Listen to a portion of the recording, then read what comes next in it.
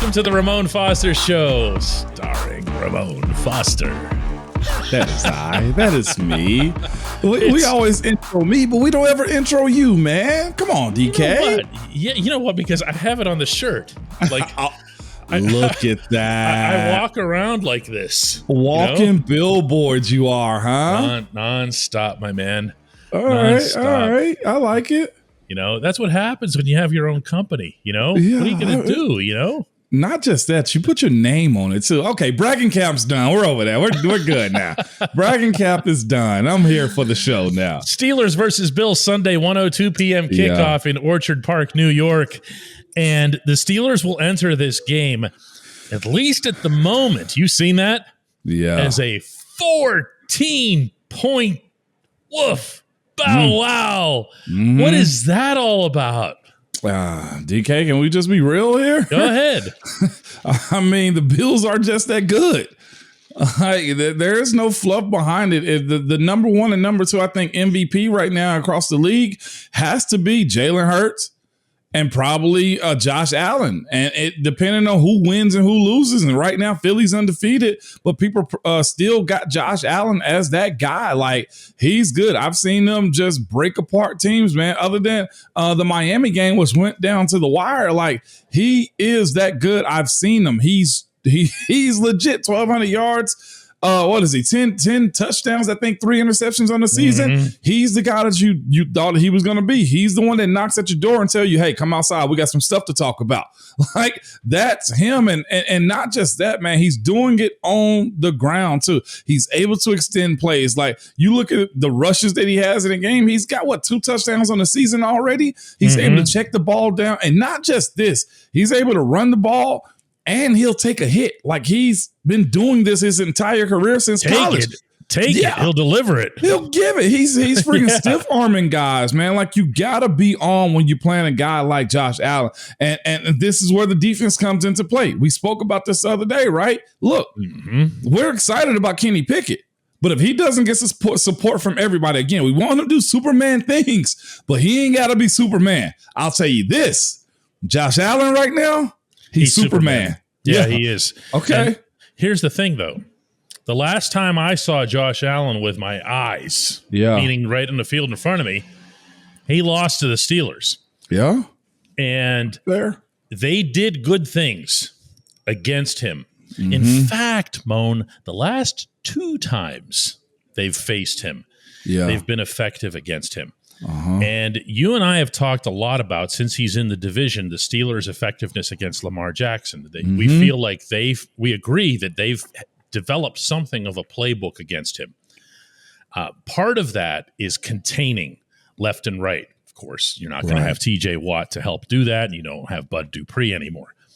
However, Josh Allen hasn't, it wasn't until he started really firing off to Stephon Diggs. Remember that? Yeah, huge. They just said, where's Diggs? Boom. Where's Diggs? Boom.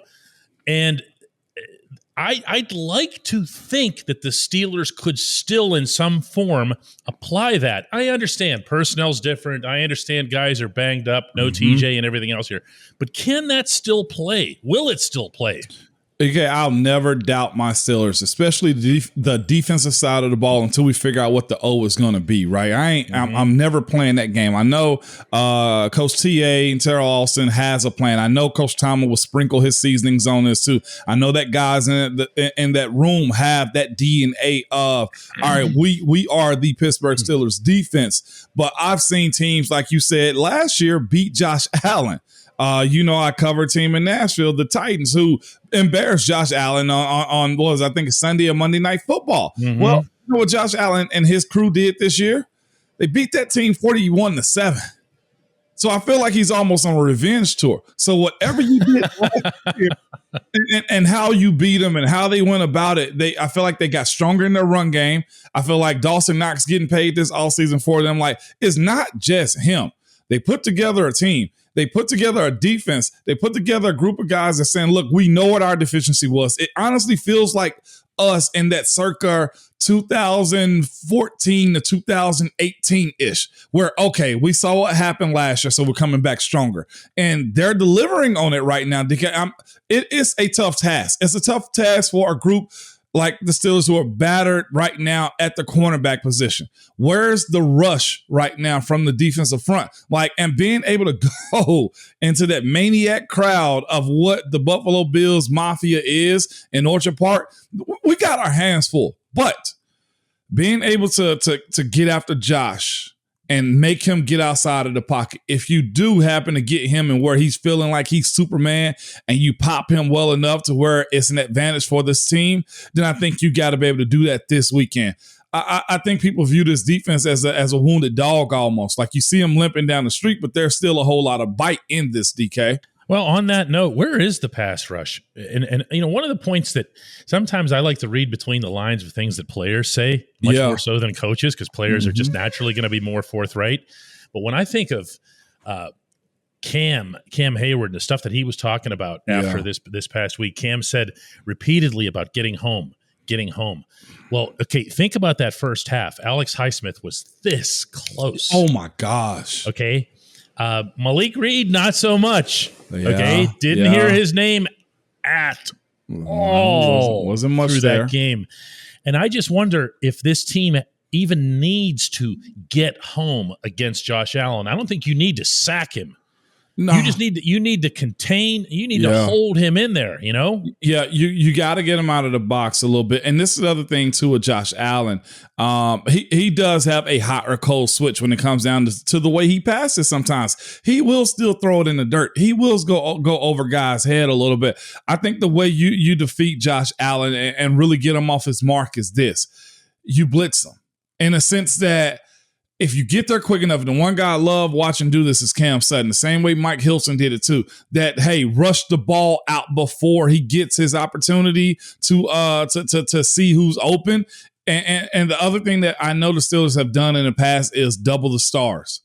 If you don't let Josh Allen get confidence as far as throwing to Stephon Diggs, if you have him on his heels as far as where's my numero uno guy, where is my playmaker? Yes, I know they have another guy, Gabriel Davis, who's played well enough. But if you take away number one, you have the ability to really kind of stifle what the defense is, stifle the defense in the sense of, whoa, where are we? What's our rhythm? They get out of rhythm, you got a shot to get an upset in Orchard Park. Number of blitzes executed by the Pittsburgh Steelers against Zach Wilson in the second half Sunday. 0. Mind-blowing. Yeah. When we come back, we're going to talk a little bit about the Steelers' running game, where it's at.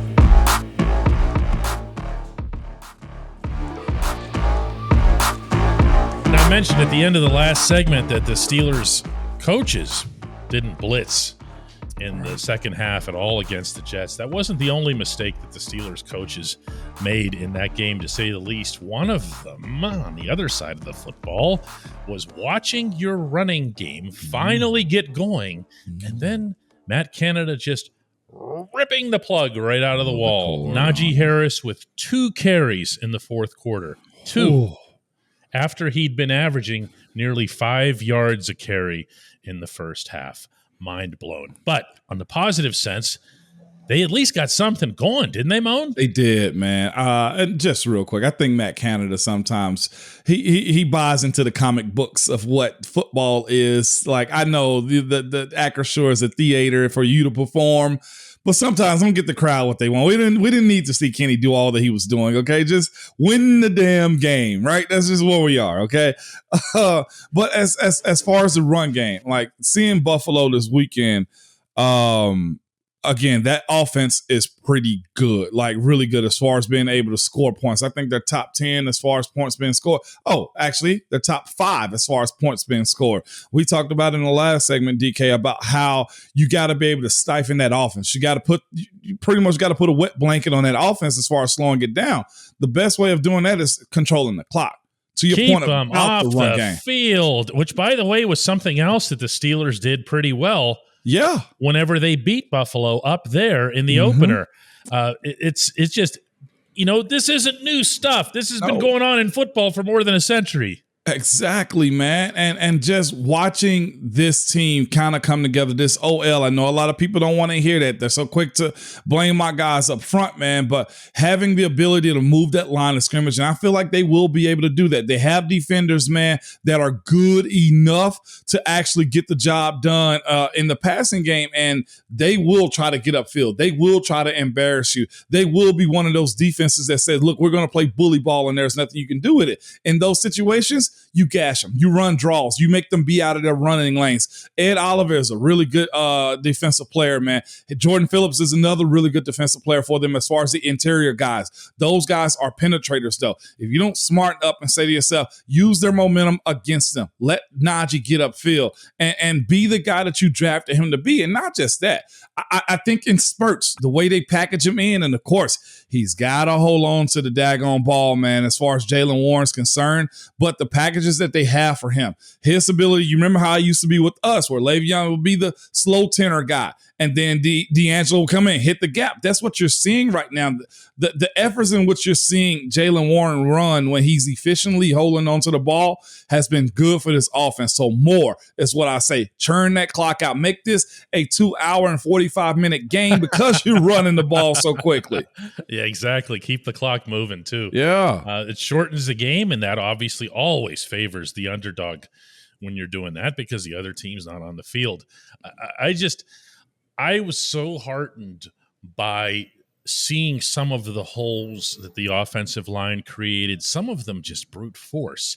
Yeah. Even when the holes weren't hit. Mm-hmm. On second viewing of this game, Moan, I don't mean to pile on Najee with this one because, again, Najee was very good. Right. In and of himself, he was very good in the first half whenever he was allowed to be.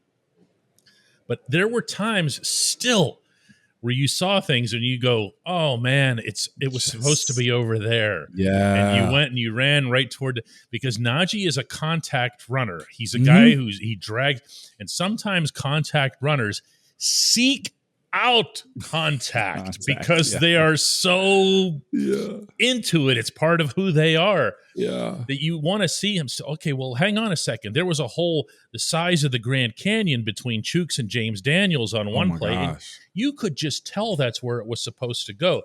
And Najee went like this and did a little bit of a left into a bunch of traffic. And it was a 4-yard gain and nobody complained. But, oh, my goodness, what was out there to the right. Look, positives here. The O-line has shoved it in all of our faces, including me and you, Moan, including me and you. They really have. I can agree.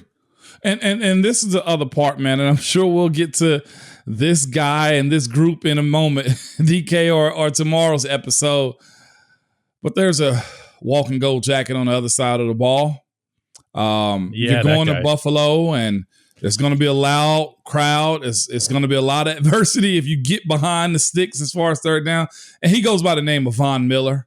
Okay, you don't want to be in a passing race against him or a passing competition with him on the other side. And I love Dan Moore, but this is Von Miller we're speaking of right here, right, DK? Like, that's too much going on to just allow that to be the game plan for 40 plays in a game. Well, I think that the biggest effect there is going to be on the Steelers' tight ends. Yeah. Whereas if you look at this past game against the Jets, Pat Freiermuth was involved, but you didn't see Zach Gentry on the field as much. I think you're going to see more Gentry. You're going to see more two tight end sets because you want to see that chipping that they were doing at least somewhat to Myles Garrett in Cleveland. Yeah, for sure, man. That's a tall task for almost anybody. And he moves around freely now because they guaranteed that man a whole lot of cash. Just come do that. Do that thing that you do well that we remember from the Super Bowl, you Mr. Super Bowl MVP. So yeah, we don't want those problems for about 40 plays a game. Exactly. When we come back, the only segment that matters. That's Hey Moan.